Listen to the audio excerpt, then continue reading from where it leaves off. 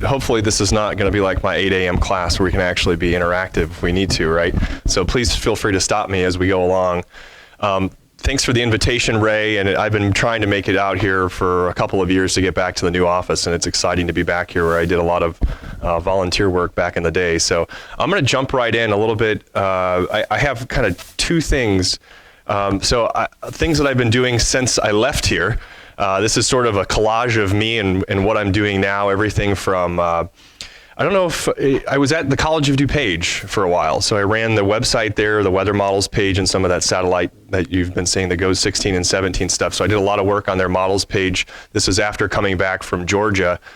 I still do a lot of field work, taking students out in the field, launching weather balloons and storm chasing, and various things. I do a lot of outreach and especially media work with some of the research that we're doing now. And I'm not sure if you remember this, but this is actually the event that got me interested in atmospheric science in general.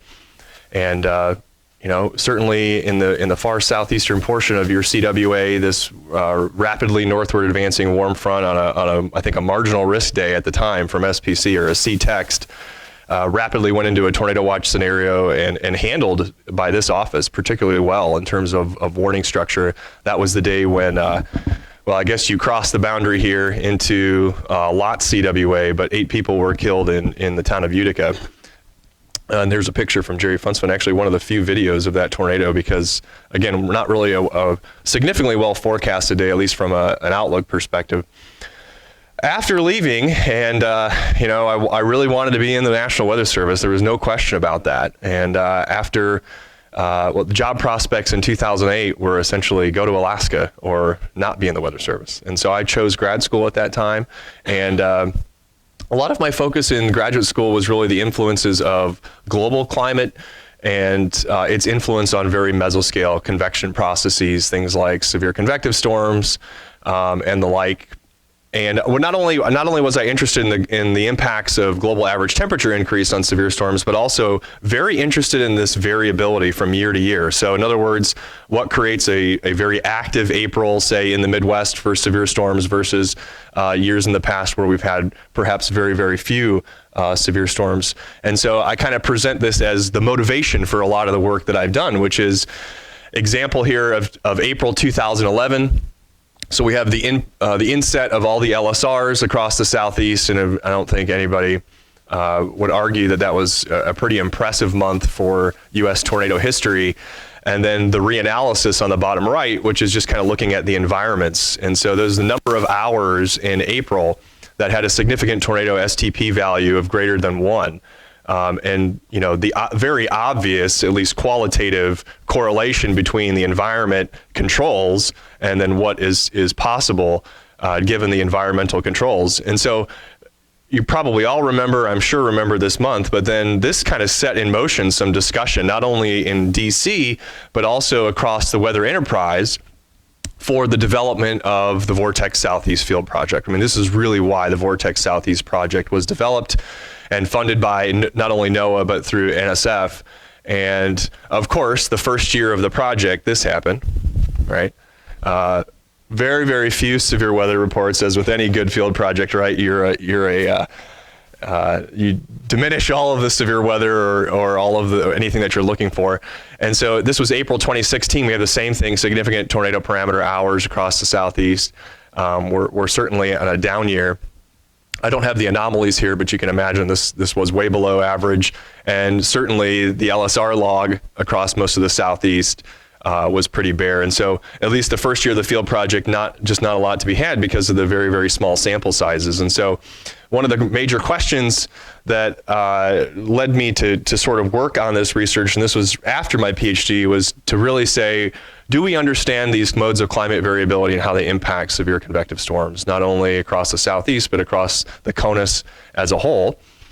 And to follow up on that, a lot of the research that I was initially interested in is what are the potential bounds on climate change with severe convective storms? And so if we don't know if it's having an impact potentially what is the theoretical potential for impact. So getting into modeling and that sort of infrastructure to understand perhaps where that distribution is going, how wide it is, how narrow it might be, if we're not seeing any change at all. What does that look like? And so a lot of the stuff that I use in my work, I think right now is very much growing in the machine learning aspect. And so this requires very large data sets and high performance computing. But right now at NIU, I'm using a lot of modeling, including MPAS and FV3, to do some global modeling of theoretical work. So if we place a heat source somewhere, how does the global circulation change? In terms of small scale modeling, things like WRF, if we're getting down to 1 or 2 or 3 kilometers, we can use some of those higher resolution dynamical cores. But it's kind of a fun growing field. And so the first research question that I want to present to you that we worked on actually stemmed out of a collaboration at the Hazardous Weather Testbed in Norman. And so this is Brian Smith, who's a lead forecaster, or no, outlook forecaster at SPC. Israel Urex in the background, he's the SU at SPC. And this is something that happens every year at the beginning of spring that I would encourage you forecasters, if you have the opportunity, you can put in an application to go down there and spend a week in the Hazardous Weather Testbed if you're interested in mesoscale convection and severe storms. This first research question here kind of stemmed out of a collaboration with some folks down in the test bed. And so this is a great example of we meet, we discuss a problem, and we'd go try to find an answer. And so the first question here that I'm going to show you is just how well can our flagship model that we use in the US, the GFS, predict severe weather on the order? And you're like, well, the scale, right? The scale of the GFS can't predict tornadoes, and that's true. But we can get around this by relaxing the time and space constraints. So I'm going to show you what we did for this.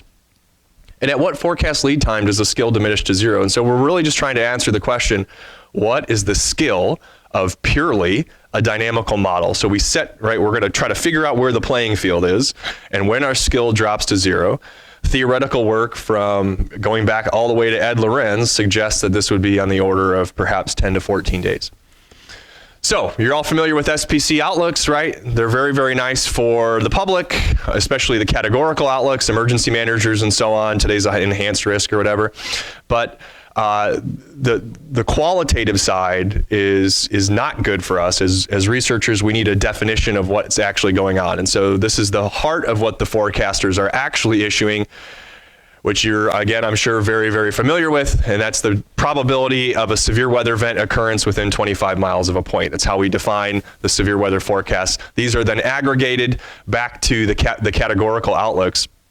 And it's sort of exciting because some of the work that we've been doing has actually led to specific hazard outlooks now on day 2. So if you fire up AWIPS, there are new products available as of, I think, 2 or 3 weeks ago that actually, right, you only had the tornado and hail and wind outlook on day 1. Now we have that available on day 2, given some of the advances in our skill in forecasting and discriminating tornado versus hail versus wind environments on day 1 and day 2.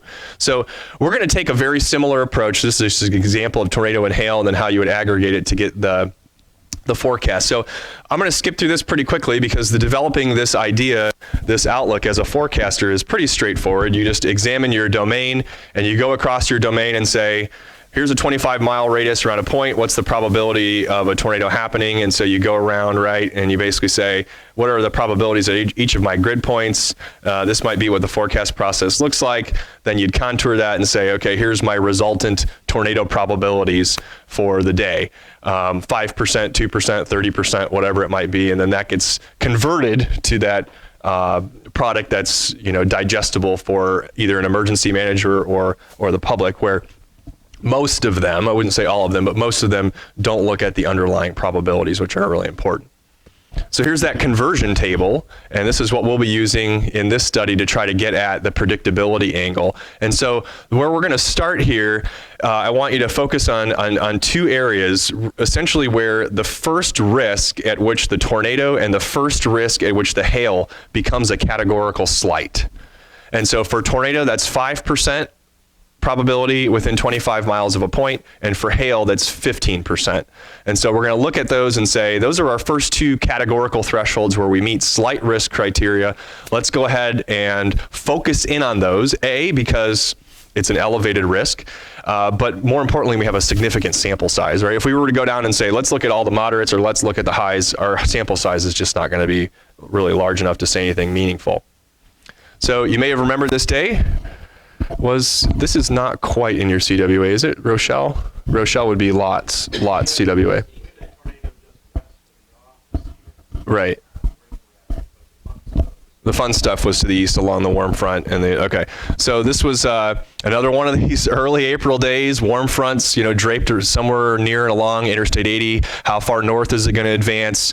Anywhere that can recover in the warm sector. It seems like we always have, one or two of these events every year. And these can be very, very challenging from a forecasting perspective. And I think this one in particular was actually pretty well forecasted. So this is the April 9th, 2015. This is the Rochelle F4 that I surveyed after the fact, and a very, very impressive storm, not only on radar, but also the resultant reports.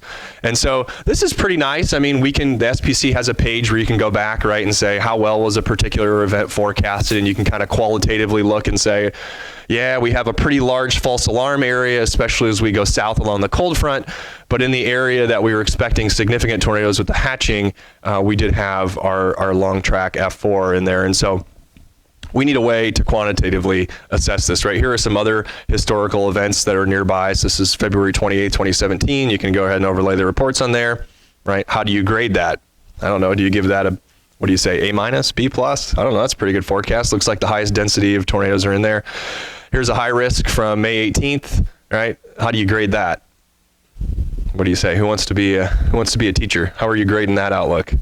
Scale A to F. I don't know, C-? Right? That seems to be a problem, right? On the eastern edge of the outlook. Yeah, exactly. It could be. And so this gets into the issue of how do we quantitatively grade this? Here's a really good forecast. Right. So it's nice and it's fun to do a qualitative exercise of doing this, but we need a better way. And so the better way is the practically perfect, which basically says we have an event, right? And now that we have knowledge of the event, let's go back and create outlook style probabilities based on the outcome. So it's essentially a hindcast. In other words, if you were the SPC and you knew the outcome, draw a perfect outlook. And the way to do that is through this smoothing equation on the bottom right, where we basically create a grid across the United States. The grid has spacing, and we can go and find reports and the distance to the nearest reports, and then provide this kind of Gaussian smoothing where we create a hindcast. And so this can allow us to basically say, here's the outlook product, here's a very similar outlook style product that's verification. It's essentially a hindcast. Now we can look at both of them together and say we have a quantitative way, right, an objective way to grade the forecast, which can be very helpful. So here's what this looks like. If you go back to the event that I showed earlier, this is November 5th, 2018, and here are the practically perfect outlooks. So you can see the 10%, you could calculate things like aerial coverage. You could look at things like total magnitude. It allows you an objective way to do this. And so if you ever want to see these I think I have the latest 90 days archived on my webpage. You can go take a look at the URL /pperfect. So if you're wondering, like, here's an event from enhanced risk across our CWA, what's the actual verification after the fact? You can take a look at these. I generate these on a daily basis so that you can kind of do your own qualitative evaluation or quantitative evaluation of the Storm Prediction Center. So, all right, getting back to the research question. So here are some of the aspects of this. Let me show you these.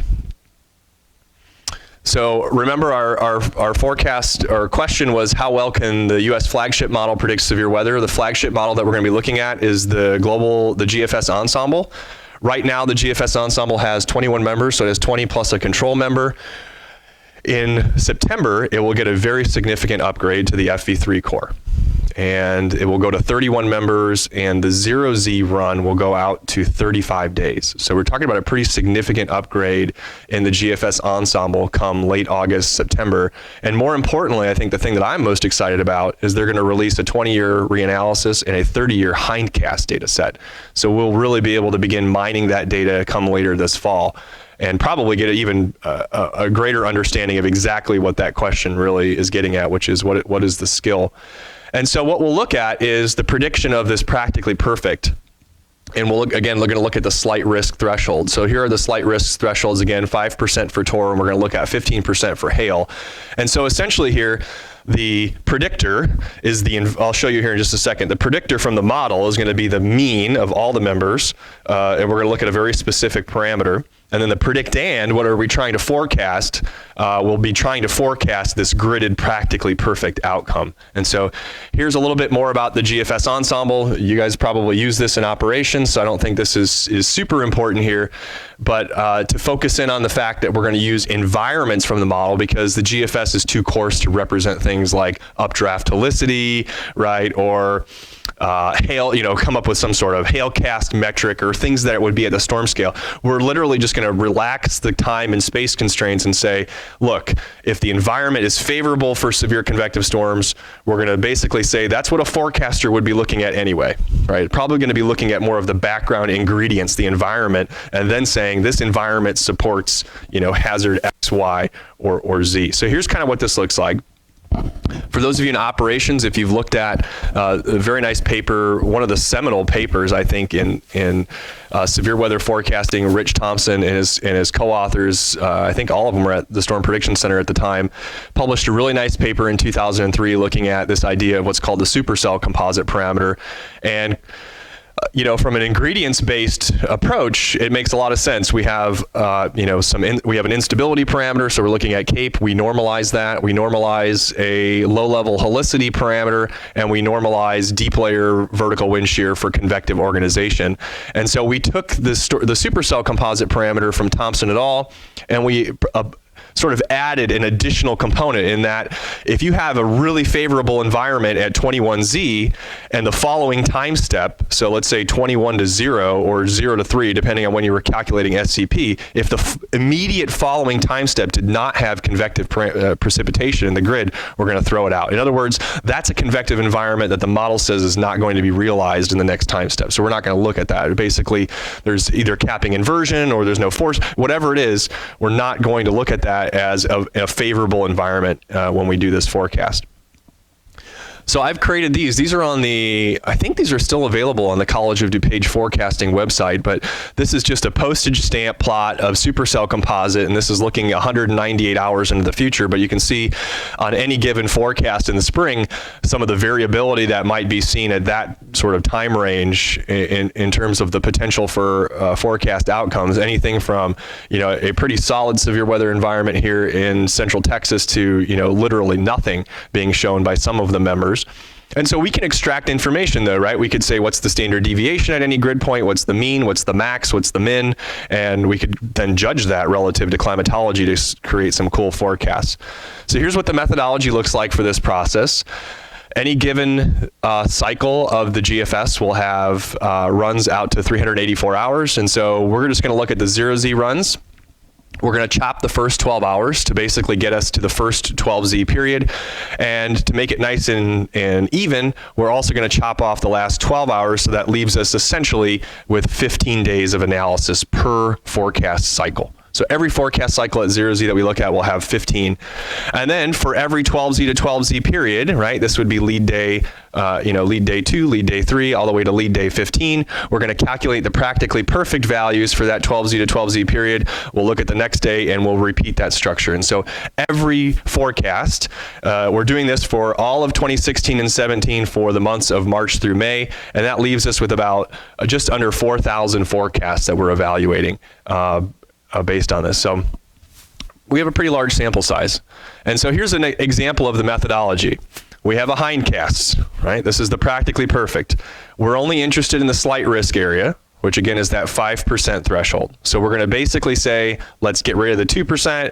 We want to know how well the model can forecast the verifying slight risk. Here would be our predictor, which would be the supercell composite. So we go into the model and we maybe threshold that based on a climatology, and we say, okay, here's the aerial coverage where the value from supercell composite was greater than 2. And then it's a very, very simple exercise in forecast verification from there on out, where you have your hits, your misses, your false alarms, right? So the area of the hit would of course be in the purple. We have areas that are misses, areas that are false alarms, and then of course the rest of the country being your correct null. So you can start to do some very cool 2x2 contingency table forecast scoring exercise. This goes all the way back to the famous Finley tornado forecasts. So this is not anything too complex, but we can calculate then skill scores for how well the GFS can actually predict what the practically perfect outcome might look like. So we wanted to first start this idea. We got to first basically start somewhere to say, is this even going to be worth it? And I try to get my graduate students to understand this. You have this kind of cool, grandiose idea, but you better do at least some very, very simple exploratory analysis to figure out whether or not this is actually worth it.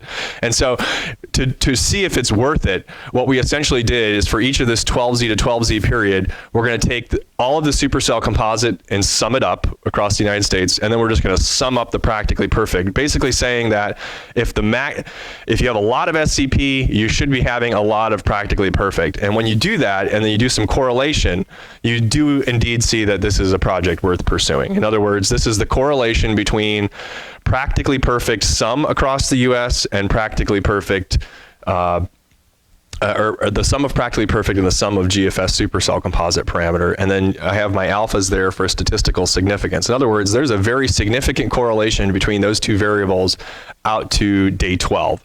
Beyond that, you can see the correlation literally drops to something that would, climatology could essentially do just as good of a job when you're looking at this. So this also suggests that there should be a pretty linear drop-off in skill as we forecast through the first 12 days of the forecast.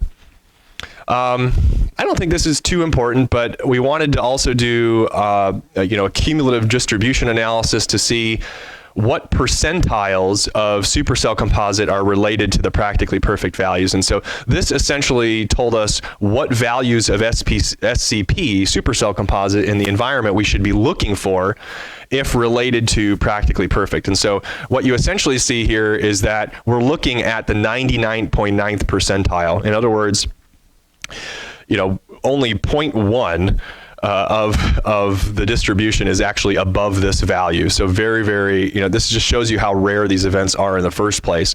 But as you can see, a supercell composite value of 5 relates to a tornado practically perfect of right about 5%, which is perfect, right? That's right at that slight risk threshold that we're interested in for tornado. For hail, the GFS SCP of 5 actually is much closer to something like an enhanced risk of about 30%. So that should basically tell us that if we look at a single value of 5, we probably should be looking at slight risk for TOR and then enhanced risk for hail. Again, not assuming any sort of hatching or significant severe associated with that. So that's what we did. Started running with it, and we said, you know what, let's drop this idea of a slight risk for hail. We'll look at enhanced risk for hail. And this is a really good paper that came out in BAMS we have these 4,000 forecasts. How the heck do we visualize them? And so here's a way to visualize. I am a huge fan of these types of charts. These are called chiclet charts. On the top, we basically have the GFS area across the country of where the supercell composite value is greater than 2. This is for spring of 2016, so the x-axis is like a mediogram running along the bottom. But the key here is that forecasts run diagonally from the bottom to essentially the upper right. So a forecast here looks something like this. Right? And when you plot the forecasts like this, what ends up happening is the verification day, right, lines up perfectly on the x-axis. And so if you're looking at, various forecasts of supercell composite, and again, the values here are just the aerial, you can see the units are just kilometers squared. So it's essentially the area across the US that sees a value of SCP greater than 2. And on the bottom, we have the actual area verifying for practically perfect, both for 5% for tornado, and I think over there I have 15%, so the slight risk threshold for hail. And what you start to see is, there seems to be, at least again qualitatively, a very nice very nice relationship to where, these periods where we have very active supercell composite does relate to, active severe weather verifying. It also does a very good job of delineating the cool periods. That's one thing we kind of forget. How good are we at predicting the outbreaks, but how good are we actually predicting, especially in the long range, when we're going to be quiet? That's just as good of information as, hey, there's going to be a big outbreak, when you can say there's not going to be anything. That's also a really, really powerful forecast. And what you notice is, what you start to see though, is that the big signals right, of these bigger days don't really show up in the dynamical models, at least looking at the mean. And this is the key here, looking at the mean. Things don't come in clear from the mean until about day 10. And we've known that for some time. But does the mean tell the whole story, right? Or are there certain members that are maybe showing a maximum value that's much greater? So using the mean, especially when you get beyond day 10, typically begins to wash out the forecast just because of the great spread that you generally have. So, all right, I covered that. That's good. Here's what this, so that was for 2016. Here's for 2017. These were the two areas, or the 2 years in our study. This one is very interesting. It gets cut off because we don't have the forecast data for that. We're just looking at March 1st to really the middle of June. But you get an idea of, again, really, really good forecast here of null activity, right? And then when the activity picks back up, some of our biggest days are indeed on days when we have a pretty large coverage across the United States of supercell composite parameters. So I'm a really big fan of these style of chiclet charts, and I would suggest, if you haven't already seen them, that they're going to become a lot more popular in the coming months and years as we kind of dive into this, not only week 2, but even week 3 and beyond. Forecast time frame. So these were some of the skill stats. The only one I really would care about to show you would be this panel C down here in the bottom left. This is called the Breyer skill score. And when you go back to the 2x2 contingency table, I think the most powerful skill score is the Breyer because it's comparing it to climatology. And so in other words, when you hit a value of 0, climatology is just as good as a forecast as the model in this case. And so what you see for tornado is when you get beyond day 9, you might as well forecast climatology if you're using the GFS ensemble. When you're using hail, forecasting for hail, so slightly better scores, you do have a little bit of skill over climatology, perhaps all the way into the beginning of week 2. Or at least towards the end of week 2. And so what that tells us is if we're going to use purely dynamical forecast from one of our flagship ensembles, right, the GFS ensemble, then again, don't worry or don't bother of looking for skill beyond some of these metrics. So this is a paper we published in Geophysical Research Letters last year, and I think what it does is at least it gives us a ballpark, right, of where are the bounds. And so if we're going to try to push those bounds, we know at least where the limits are, the limits and the dynamical predictability somewhere around day 9, 10 for tornado, and then a little bit perhaps greater than that for hail, but at least tells us where, you know, we're on a field, we're on a football field, and we need to know where the end lines are, we need to know where the end zones are, and I think that this paper at least gives us some bounds to do that. And I've already seen some work that's coming out focusing on week 2 that, you know, could probably learn a lot from just reading this paper and trying to understand whether or not we have skill in that area to begin with. These are other curves that we like to look at. You know, in the model verification realm, we call these ROC curves. These are not too important for you, but essentially we can see the skill as it's diminished by going from day 1 to day 10, where this would be a line of absolutely no skill. And this would be the skill of climatology, the dashed line. And so a perfect forecast on a ROC curve essentially goes like this. And as the colors here as we go out day in the future. So just another way to visualize, and you can calculate things like the area under the curve and do some skill. But it was one of the ways in our paper that we tried to visualize the skill and perhaps where the skill lies to climatology. And so we're plotting, if you've never seen these before, it's looking at the 2x2 contingency table and saying, let's plot the probability of detection versus the false alarm rate. It's another way to do verification. This is what I like. Let's do a case study of how this works. This is the day 15 forecast from the GFS ensemble, looking at the probability of having a value greater than 2. So this is the verification date here is May 18th, 2017 from 12Z to 12Z. So essentially looking at the convective forecasting day of May 18th, 2017. So this was the day 15 forecast. So the probability of seeing greater than 2 was showing up in eastern Nebraska and portions of eastern Kansas and western Missouri. And of course, here's the day 14, jumps up to about kind of a similar spatial coherent area, jumps up to about 40%. That's day 14. Of course, day 13, you're like, oh no, it's gone. No, it's still kind of there across eastern Kansas, perhaps spreads a little bit to the north and east, even into the CWA here. Goes away in day 12. You gotta love model variability, right? But there's still a pretty coherent signal across central Kansas for 30 to 40%. Day 11, Day 10. So again, just highlighting some of the variability that you'll see from run to run when these sort of cases. By day 9, you get a pretty significant signal now showing up, and it's further kind of south and west. Now you're seeing values of perhaps 60% probability. In other words, 60% of the members now have a supercell composite greater than 2 and have convective precipitation in the following time step.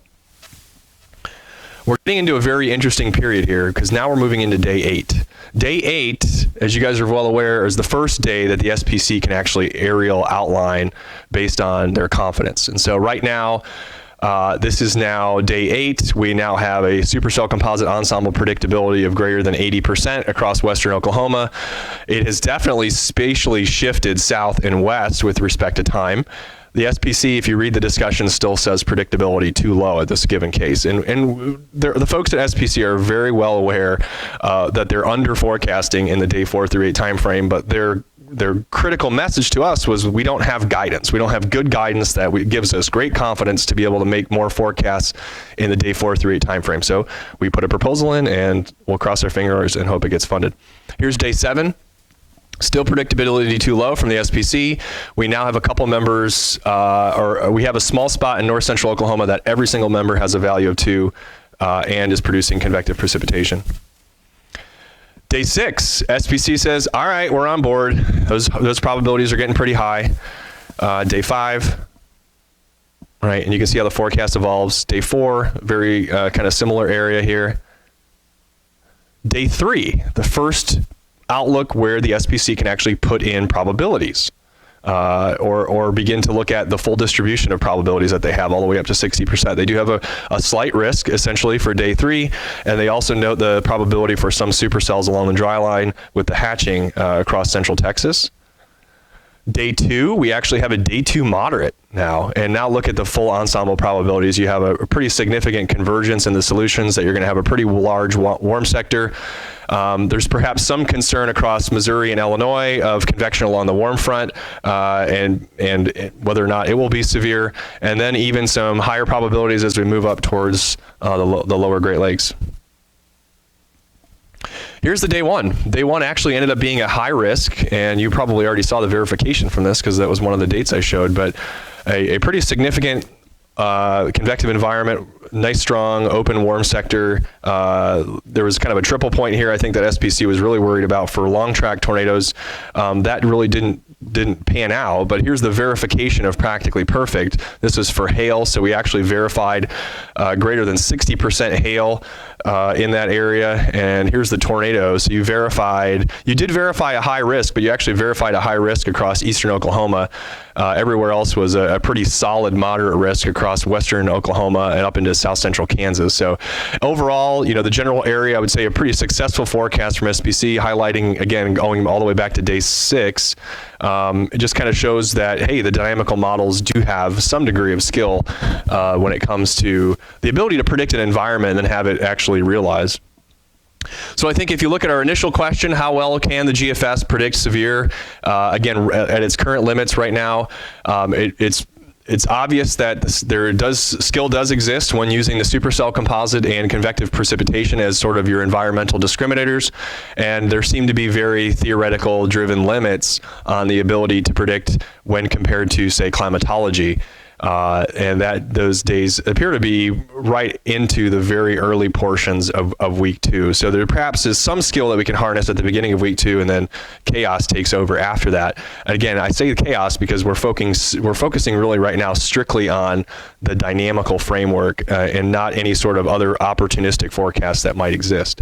So I'm going to stop right there. Just ask, are there any questions about the dynamical forecast aspect, and then I want to talk a little bit now about what we can do now that we've created this box of what's possible, at least from the GFS. How do we go beyond that? So any ideas or thoughts or questions about the GFS? Do you guys use the GFS ensemble much, or are you just kind of not touching any grids beyond a certain day, given the blend is very skillful? And I think the argument that I will make before I leave here today is that we need to identify these opportunities to adjust, even if you're not forecasting in the day 2 or the week 2. Even on day 2, there are opportunities to beat the models based on opportunistic forecasts. So, are there any questions related to the GFS or ensemble?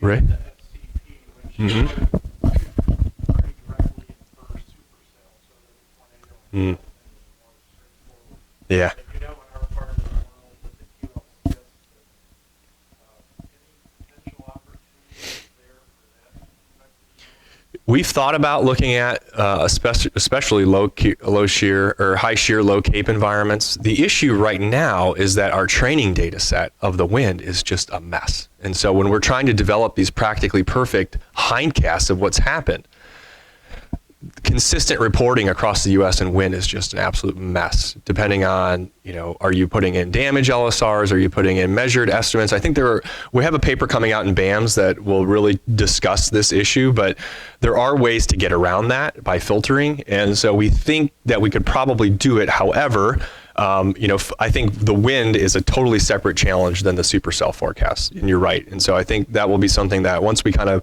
create this, now that we've created the field, can we go different places on the field that we might, lend itself better for QLCSs or damaging wind type events. So yeah, I would hope that, get a graduate student sometime in the near future that might, specifically try to address the wind question. But right now you're exactly right. We're looking at a parameter that in particular was designed for the Central Great Plains and right moving supercells, right? And so of course that is very, very small subset of the forecast, and perhaps a minority of the subset of the forecast parameter space that you would get here, say in the Quad Cities. So yeah, great question. Any other thoughts about that?